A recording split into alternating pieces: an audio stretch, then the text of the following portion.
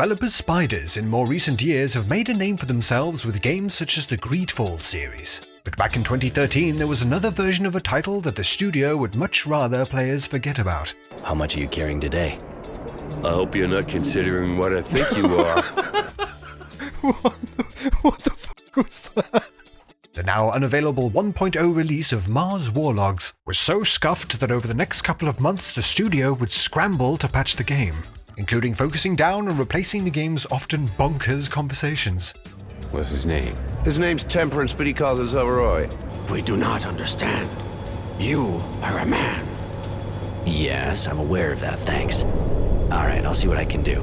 With the developers eventually redoing nearly all of the game's text and recorded dialogue, just how bad was Mars Warlogs 1.0 release? Well, my friends, today we're going to find out, getting to see some of the insane conversations that are merely the tip of the iceberg. You're even better than I remembered. Today we dive into the hidden and often hilariously broken world of Mars Warlogs 1.0. This video is brought to you by War Thunder. War Thunder is the most comprehensive vehicle combat game ever made, and is available now for free on PC, consoles, and mobile devices. Being so easy to jump in, you can finally get your bastard neighbor in there to resolve the argument over the garden fence once and for all. Ha! F*** you, Martin!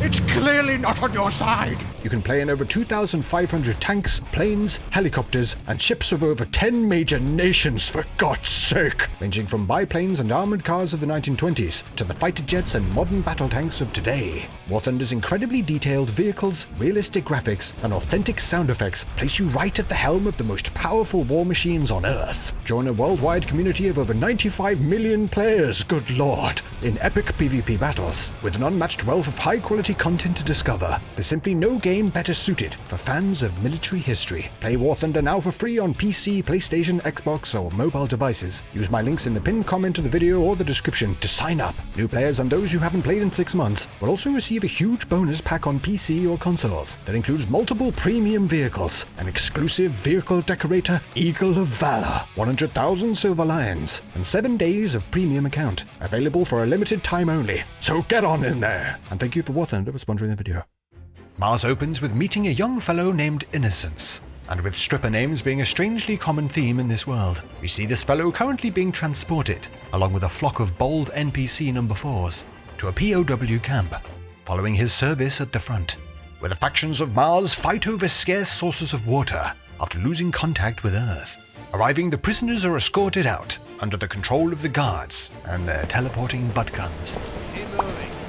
With their first task after arriving being to freshen up in the showers, where Innocence's name is, well, put under a little bit of scrutiny.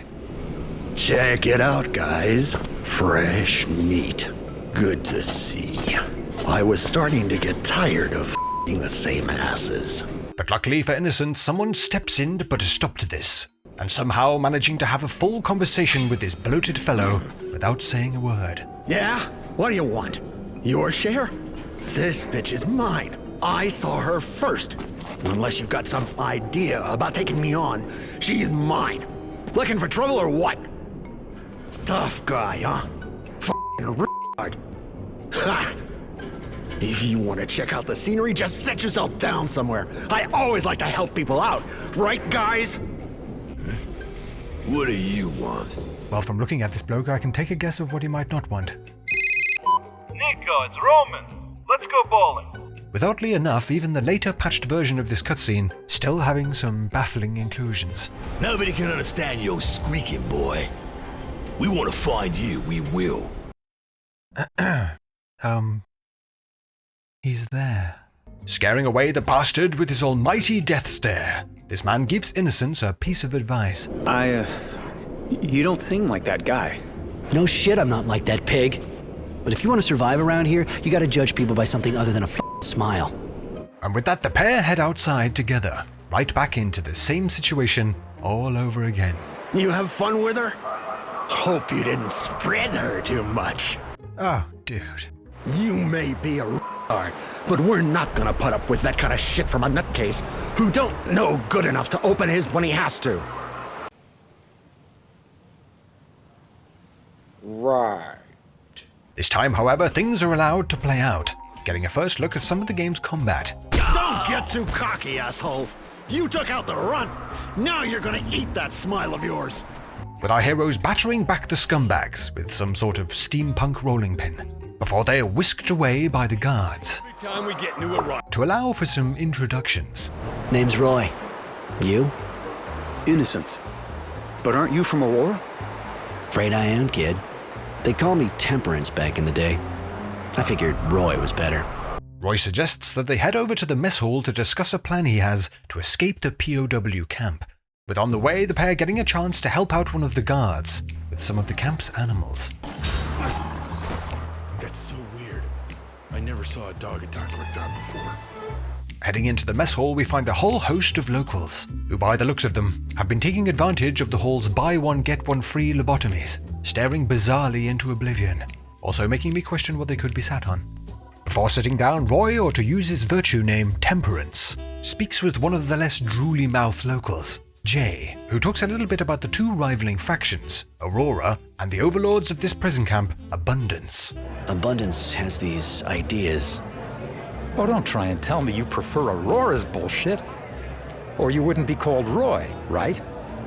And they're scared shitless of their Technomancer. They obey, yeah. Maybe more than us, too.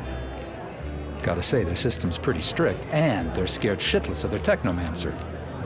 He's called Shaun. Oh, I just love that. Random bloke from the slums, Temperance. Terrified man, baby, Innocence. Mighty Technomancer, Shaun. Sitting down, Roy and Innocence discuss Roy's plan to escape by taking the camp's prisoner train. You're gonna volunteer for a job in the camp power station. The plan is for you to use the job to check the place out and find all the security around the train. I'll get a hold of some weapons while you're doing that, and then all we gotta do is get through the entryway, blow up the electric shield, and take off.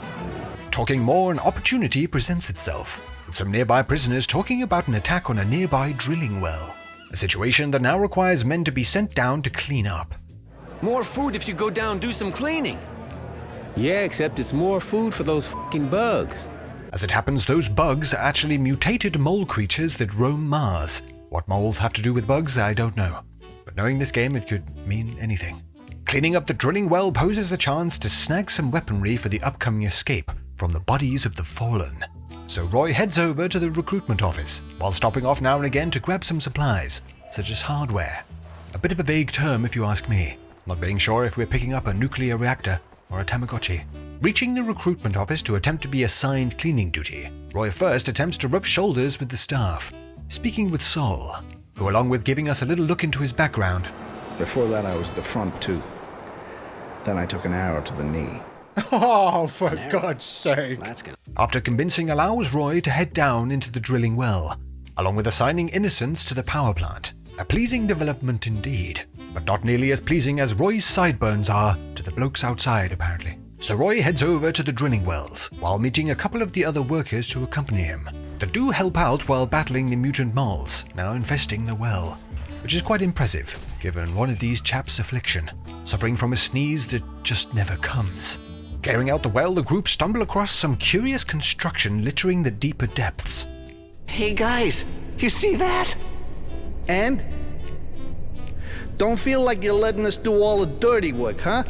Not like we need a distraction, you know? I'm sorry, what? This construction gives Roy the feeling that they may have been crafted by the previous colonists, meaning that there could be some relics hidden down there. Something they agree the higher-ups will be most interested in. Heading out while remembering to stash some of the weapons left over from the fighting, Roy and the other cleaners are granted an audience with the Technomancer in charge and his Cenobite satellite dish of an apprentice. Saw metal scraps down a hole in it. Enough. You, speak. There really is metallic debris in one of the tunnels dug by the moles. Old metal, manufactured. That's why I think it could be what's left of some colonial facility. And do you have much experience with colonial facilities? Not really. It's just a guess. Well, well. A smart prisoner. This camp is chock full of surprises. With the Technomancer deciding to send his Cenolite apprentice, the group head back down into the well, and upon inspection, the lady agrees with Roy's assessment. You were right. It does look like pre-terminal remains.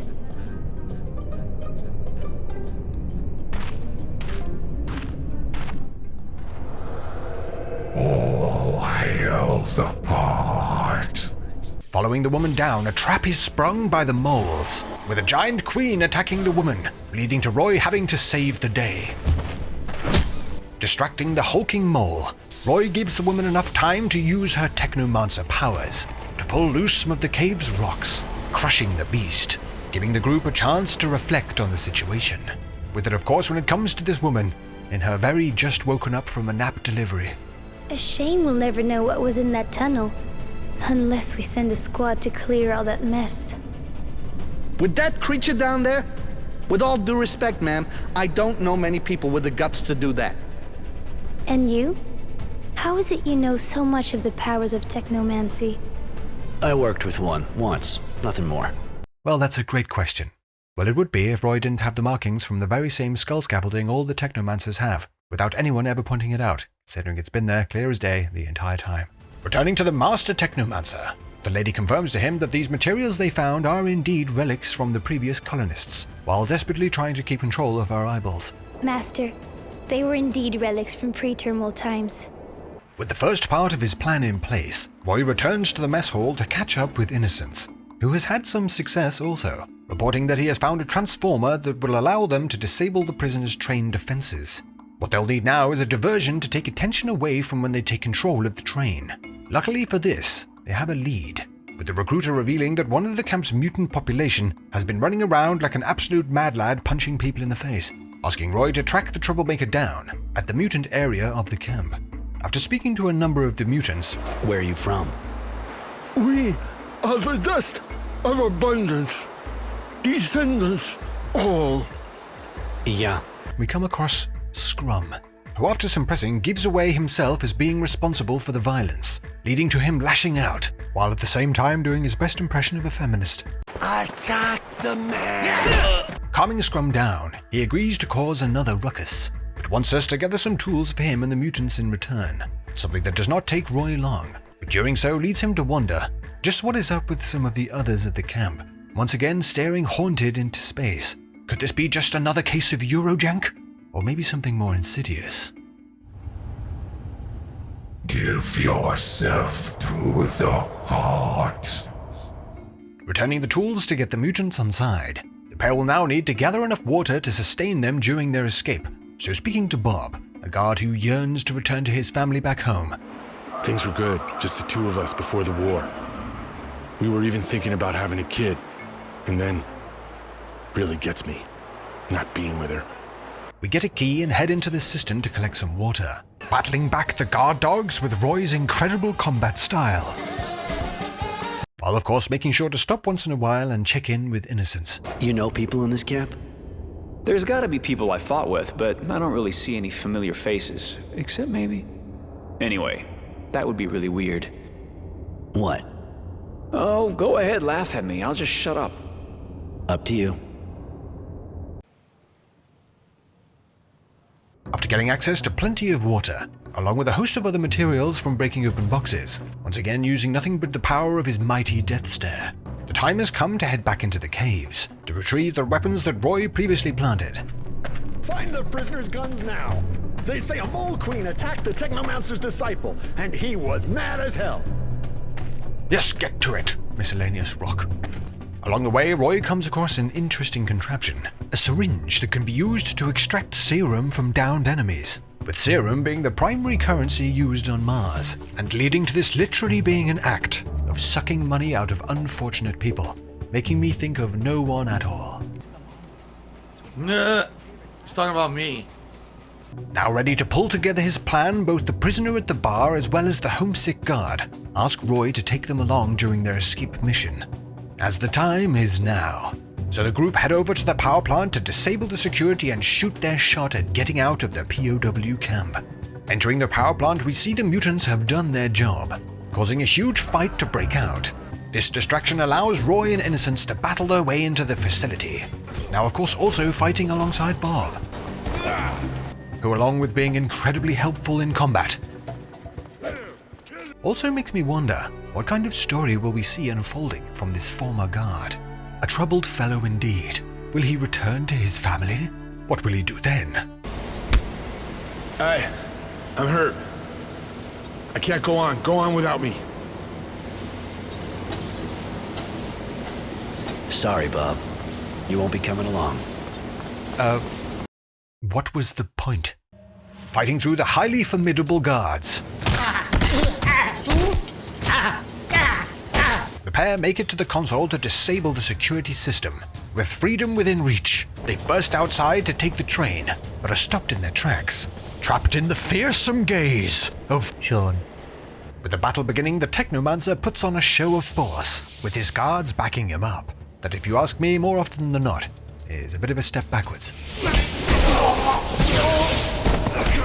Showing somehow that the might of powers from a supernatural being are nothing compared to a copper pipe he found on the floor, Roy once again comes out on top, leading to one of the most obvious developments imaginable. It'll give us a better chance to escape.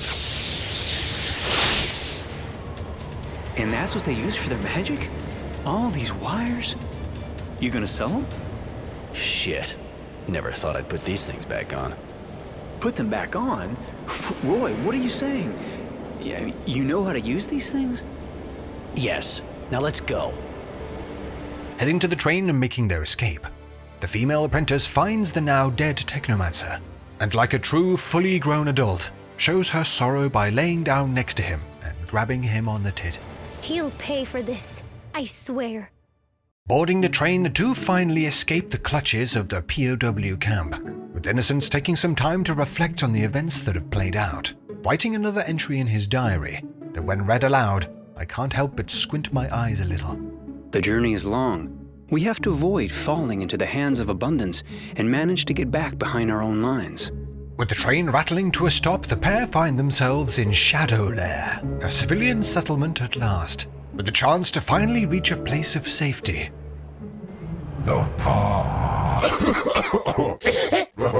Sorry about that. What I meant to say is the part. What was that all about? Weird. You sure your parents gonna be okay with someone like me coming around? Even if I am bringing the prodigal son back. There's no doubt about it. My parents are in the militia with the people. And wait till they know what you did for me. With the plan to return Innocence to his parents' home, the two head out into the city, brushing past the locals and noticing some of them are even more haunted looking than those found in the POW camp. Making their way through this rust-infested metallic metropolis, the two make it to Innocence's house, or at least what's left of it.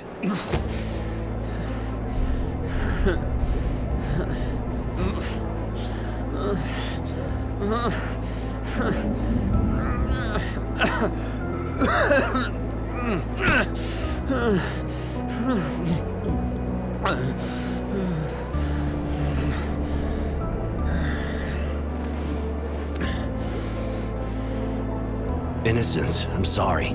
I don't know what happened, but we gotta go. Pretty obvious we're not safe here, especially if they're watching the house. Come on. Roy. My parents are dead, aren't they? Unless we got the wrong address. Could be. Now we gotta get going if we don't want to end up like them. No, that was it. Would have liked to, but anyway.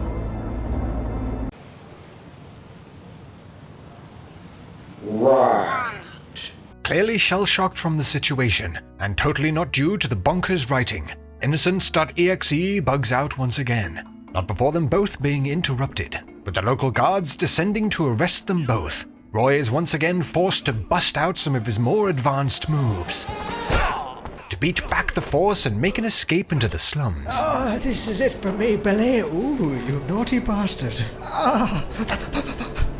Oh, well, at least I lived long enough to enjoy the glory that is the MitchManix Patreon. It was glorious. Isn't that right, Billy? Oh, you're dribbling on me. While swinging by one of the local traders to grab some better gear for the fights ahead. Reaching the safety of the slums, we see that Roy's escape has not been forgotten. Seeing the boss Technomancer wandering into a bar to hire a bounty hunter to track Roy down and take him out, with this guy for some reason reminding me of a squirrel, and by the sounds of it has already been in this bar a few times already today. What's his name? His name's Temperance, but he calls himself Roy. Returning to the pair, Roy and Innocence discuss their next move. Realizing that due to the guards ordered by the Technomancers cracking down on the city, There surely must be a resistance group somewhere, planning to fight back against them. Maybe finding them could give them a chance to avenge the death of Innocence's parents. I got an old friend named Charity. She'll be able to help us. All right, so let's go to your hideout. They first check in at the local bar for any sign of Resistance members. With no luck there, they check in with a woman named Charity, who runs the local brothel.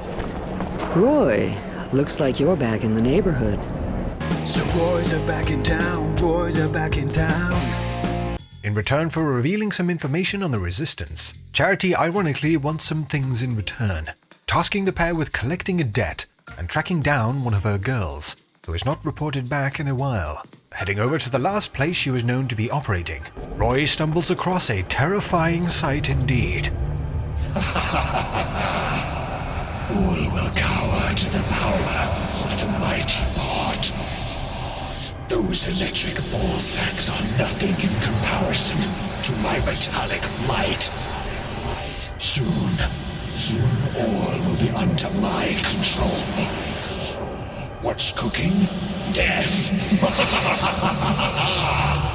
Oh wait, you, there! Don't forget the paprika! You'll ruin the ragu!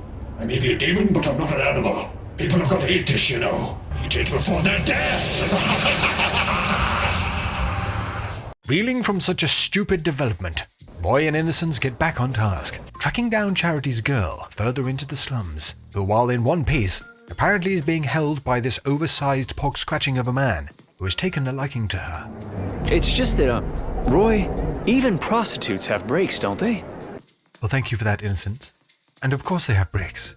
I mean, if they didn't, just imagine the bushfire. This man, after speaking with him, does not reveal his posh virtue name, as they call it. What business is that of yours? So after looking at him, I will only assume it is flatulence. After an explosive exchange, the girl is freed from flatulence, and the pair head over to find the local who owes Charity money. Finding the man, Roy puts on the pressure. Your choice. I could just beat you up, I guess, and then let them deal with you so they make sure you never f*** anyone again, even just once. Returning to Charity, she requests yet more in return for information on the Resistance, this time escorting one of her security guards to the bank, a task that in this city is unsurprisingly dangerous, carrying that much serum. What is surprising, however, is the state of Roy's facial hair, that seems to somehow be spreading all over his head and neck, as if he's slowly turning into a chimpanzee. Making their way to the security guard, they arrive and begin the journey to the bank, as all hell breaks loose, as bandits and guards attempt to take the group down for the serum, which is no sweat for Roy and his Technomancer powers, even despite the annoying habit of enemies hitting him when he's trying to power up his attacks. Stop. Stop it. Successfully escorting the security guard and getting an eyeful for our trouble. What I think you are. Roy and Innocence once again return to Charity, but are stopped on the way by a troubled shop owner, asking if Roy can get rid of a bunch of junkies squatting in his shop. Hey, anyway, this place is the perfect hangout. We'll be quiet here.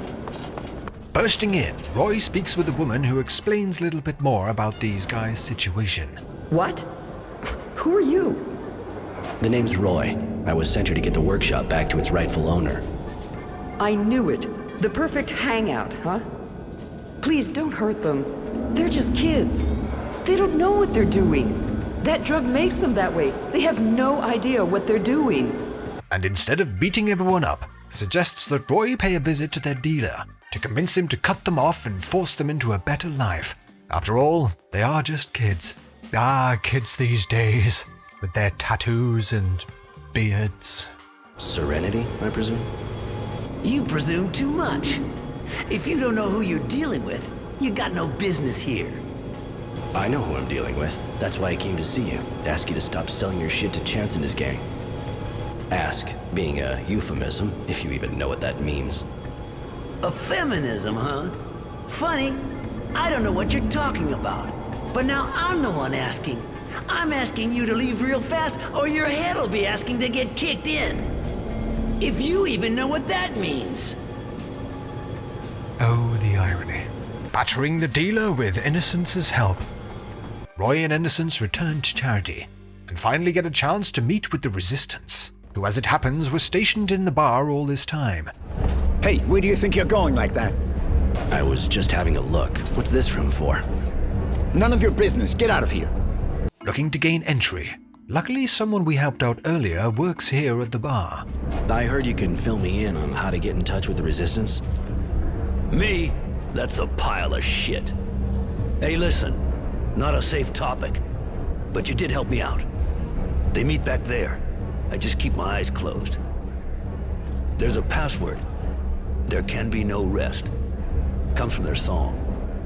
Me? Know anything about the Resistance? What a pile of shit. Proceeds to tell them exactly where they are, including the password to get them in. Now finally in the presence of the leaders of the Resistance, Innocent states his case for them being trustworthy enough to join up. My parents were in the militia. When I came back from the Abundance Camp, the only thing I saw was ruins, not their house. Poor kid. I don't even know what happened to them. If they're locked up somewhere, or if I just can't stay here with my arms crossed. Arms crossed? I have to admit I'm not familiar with that one. Then again, it could just be Mars being Mars. Crossed. The group's conversation is interrupted by a huge explosion that Roy is convincingly shocked by. With Roy unfortunately not doing enough to convince the Resistance members that he is trustworthy, they take Innocence, leaving Roy to head out on his own to investigate the cause of this explosion. Something that I can only assume has something to do with flatulence. Her? What the hell is she doing here? Won't take long for a patrol to show up. I better get her out of the way. Returning the female Technomancer to safety, she eventually wakes, and as expected, is not happy with Roy.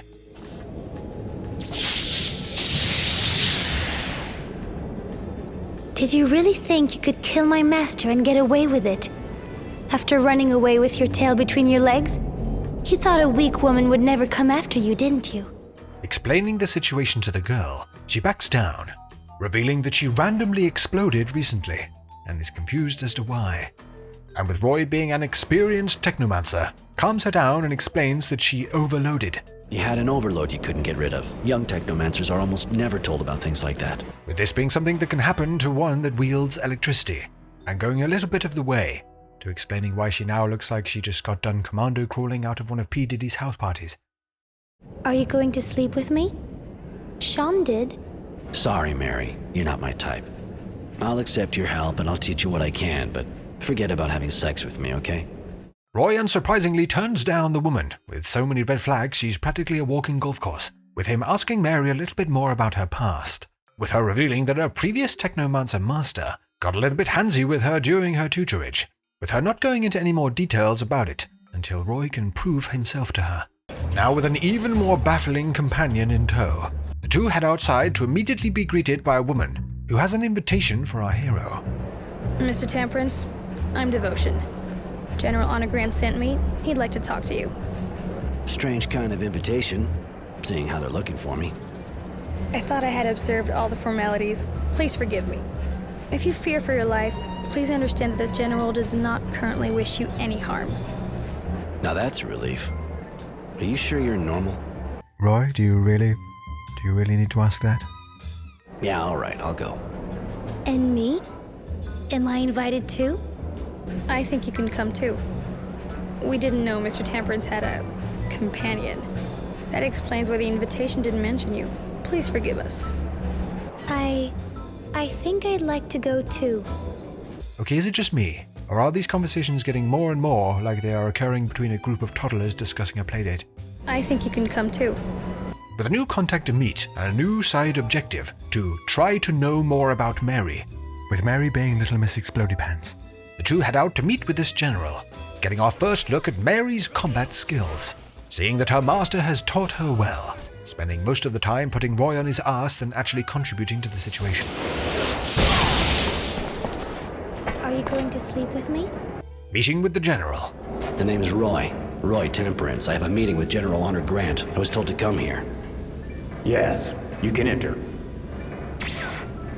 He offers us an alternative to joining up with the Resistance, a cell of the government that plan to stand against the Technomancers, planning to take control back. And Devotion? You make her sound like your crony. Who are you exactly anyway, miss? The General told you. I am his eyes and hands when there must be killing. He took me in before the war. I was only a child. Has that changed? I genuinely can't figure out if this is a woman or an actual 8-year-old at this point. Since then, I have been showing him my gratitude. Letting the General know that he will think on his request, Roy and Mary head back to the slums to get some rest. Or attempt to, at least. As when they arrive, they are greeted by the sight of the bounty hunter sent to take Roy out, who immediately springs into action. But although he has his dogs with him, he is no match for our Technomancer, with Roy even finishing off the fight with his signature move of face planting into the man's nipples. You're even better than I remembered. In defeat, the bounty hunter tries to convince Roy to spare him and take him on. Now it's up to you, of course. He's pretty disgusting and doesn't seem very honest, but I like the way he speaks. He says funny things. Well, if that isn't the most convincing pitch I've ever heard. Doubling down on the growing insanity of his entourage, Roy agrees to take on the bounty hunter and takes him aside to give him a proper grilling about agreeing to kill him for a contract that for some reason Roy slowly slides off to the left while engaging in. Returning to Charity to get caught up on the Resistance's plans, she informs us of a strike on a Technomancer convoy due to happen in just a few moments, with Roy and Mary racing there to assist in the battle. Things don't exactly go to plan.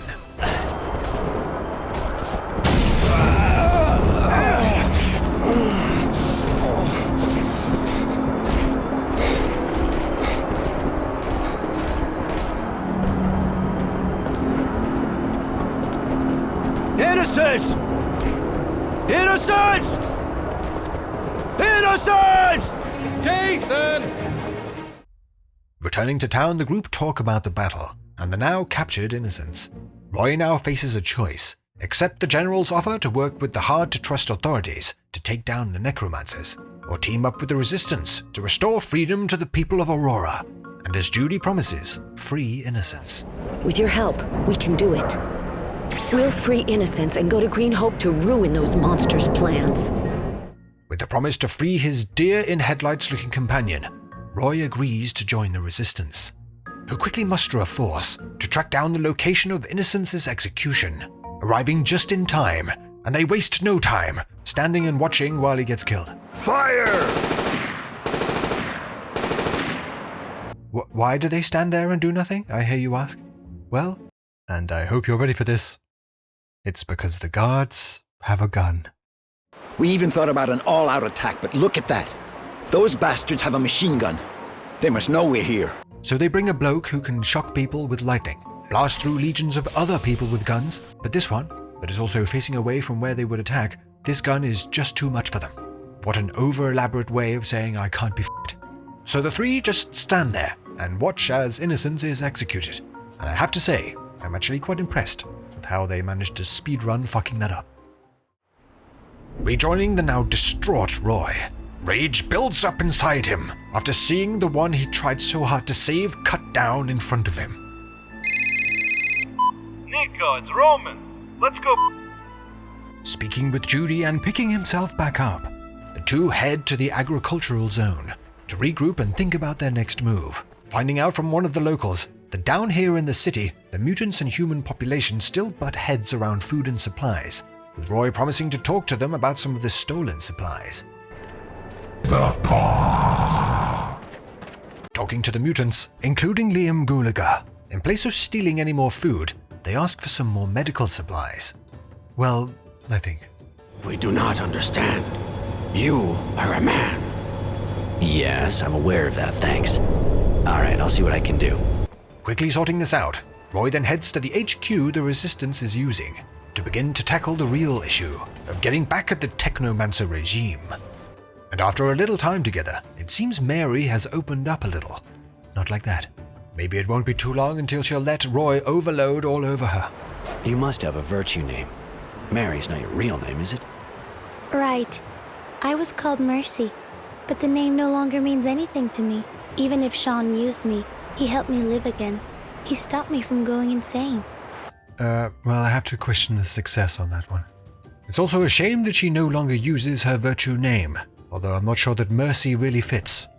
Maybe something like nonchalance. Checking in with the Resistance leader Marco, he reports that he suspects there is a traitor amongst them, and tasks Roy with breaking into the Technomancer's hideout to gain access to their reports and put a name to this mole/bug. It's while doing so we overhear the high-ranking Technomancer from earlier checking in with his higher-up, Wisdom, around the battle that recently took place. You've got everything you wanted. It's time to show results. The incident at the site won't stop us continuing our experiments at the Shadow Line. Things are moving along nicely. I hope so for your sake. Or believe me, you'll spend the rest of your life in the Source.